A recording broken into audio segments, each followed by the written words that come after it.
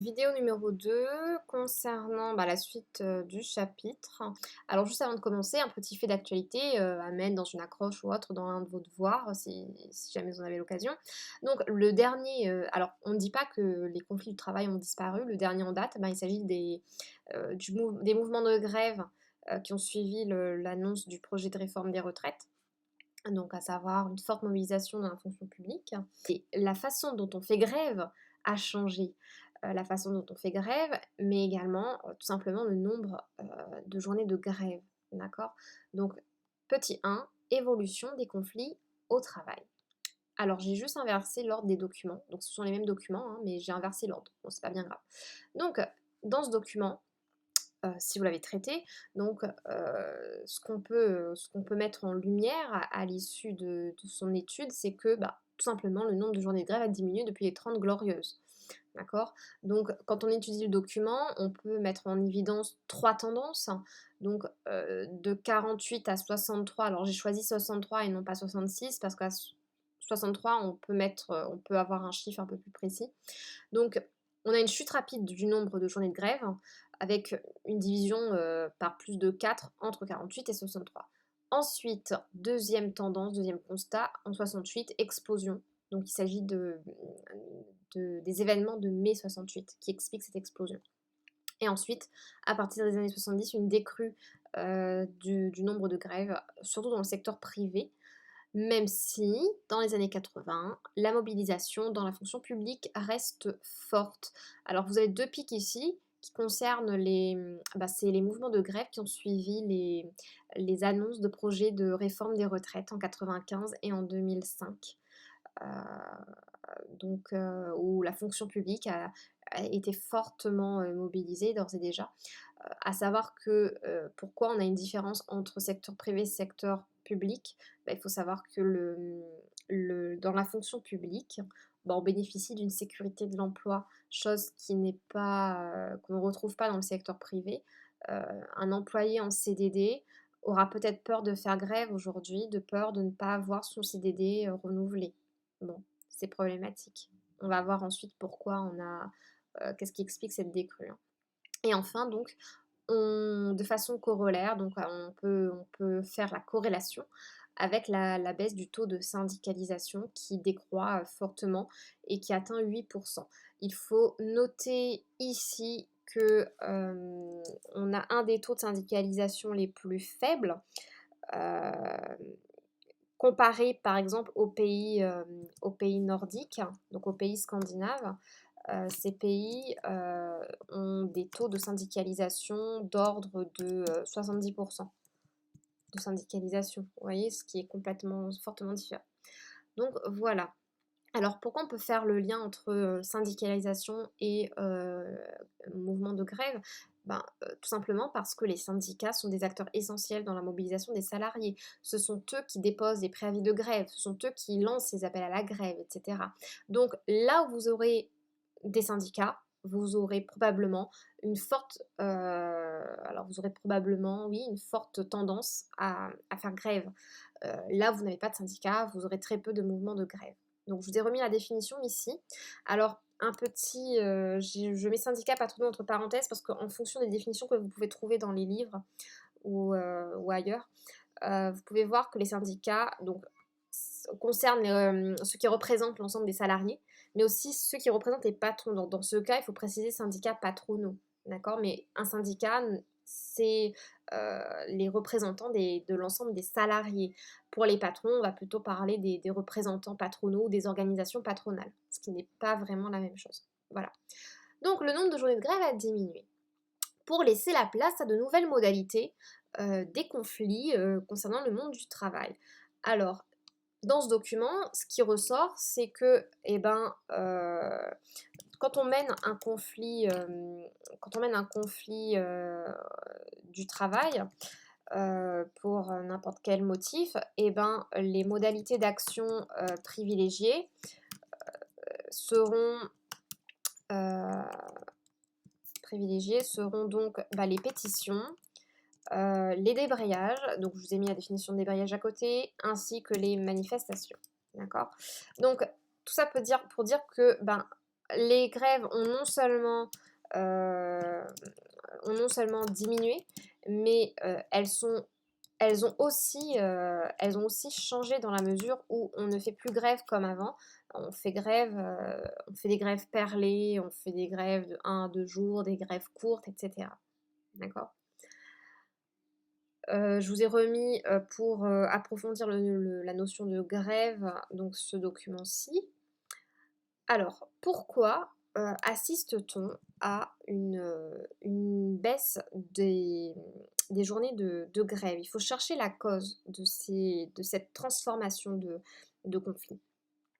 Donc, pour aborder la baisse du taux de syndicalisation, donc je vous ai mis un document qui rappelle ici le lien entre syndicats et mouvement de grève. Donc plus il y a de syndicats, plus les conflits sociaux seront présents. Donc les conflits sociaux sont les plus fréquents dans les établissements dotés de délégués syndicaux et personnels.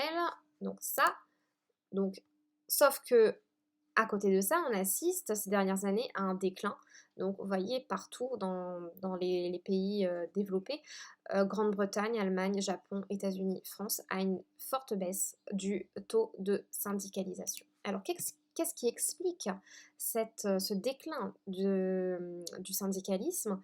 Eh bien, tout simplement, ben, avec la salarisation et bien en amont avec l'industrialisation, le secteur industriel, l'émergence de la classe ouvrière, eh ben, on avait de forts taux de syndicalisation. Pourquoi? Bah, parce que les bastions des syndicats étaient bien évidemment parmi les ouvriers. D'accord? Donc les ouvriers, ils étaient tous quasiment syndiqués, ils étaient tous communistes. D'accord? Et du coup, ils étaient fortement ancrés dans cette tradition à faire la grève. Or, eh ben, qu'est-ce qui s'est passé? Eh ben, on a, après, au début des 30 Glorieuses, on a assisté à une tertiarisation de l'emploi. On assiste à une tertiarisation de l'emploi, donc du coup, une baisse du secteur industriel.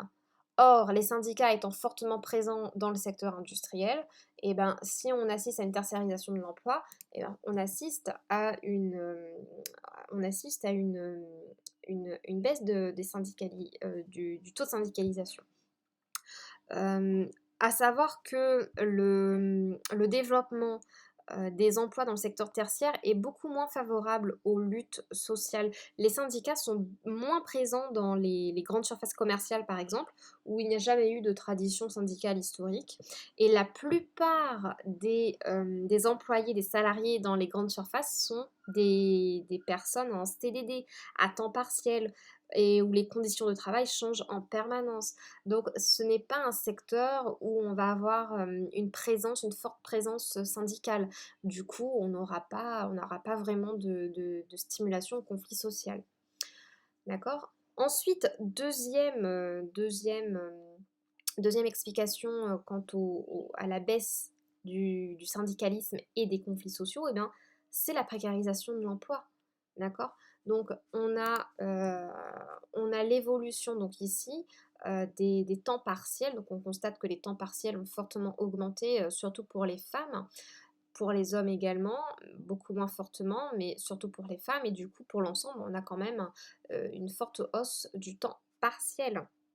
Or, la précarisation de l'emploi, associée à la montée du chômage de masse, provoque une exclusion hein, du marché du travail. Du coup, ben, ces contrats atypiques, CDD intérim, ne sont pas propices à la mobilisation. Imaginez, vous êtes là pour 2 mois, vos collègues décident de faire grève, vous êtes là pour 2 mois. Vous n'allez pas vous dire, ah ben tiens, je vais faire grève pour plus d'avantages, vu que vous partirez vraisemblablement dans les mois qui suivent. Donc il n'y a pas vraiment de mobilisation. Voilà.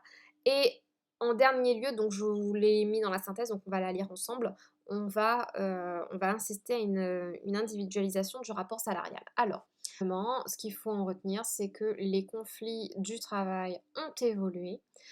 Donc, après avoir constaté une institutionnalisation des conflits à la fin des Trente Glorieuses, c'est-à-dire une institutionnalisation des conflits correspond à la reconnaissance légale des moments, des instances de négociation, c'est-à-dire que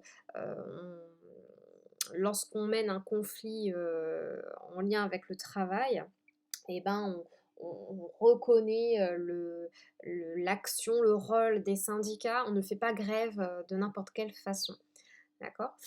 Donc, les conflits du travail se sont institutionnalisés, se sont plus ou moins ancrés dans le paysage du monde du travail.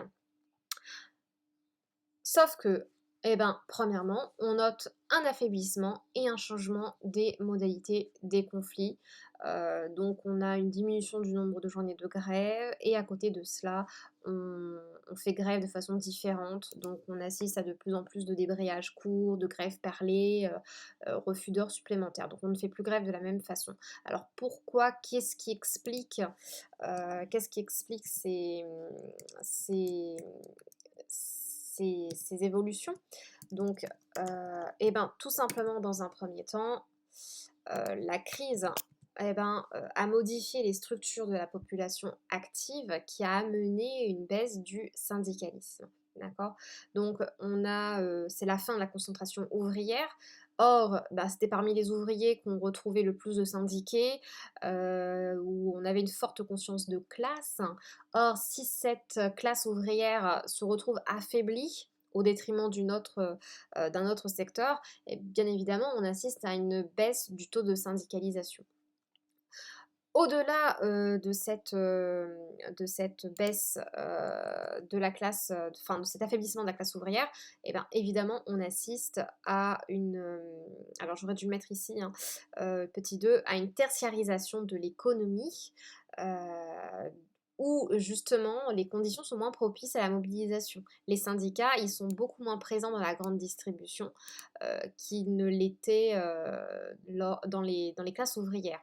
Et enfin, on assiste à une précarisation de l'emploi avec le chômage de masse et les emplois qui sont de plus en plus précaires.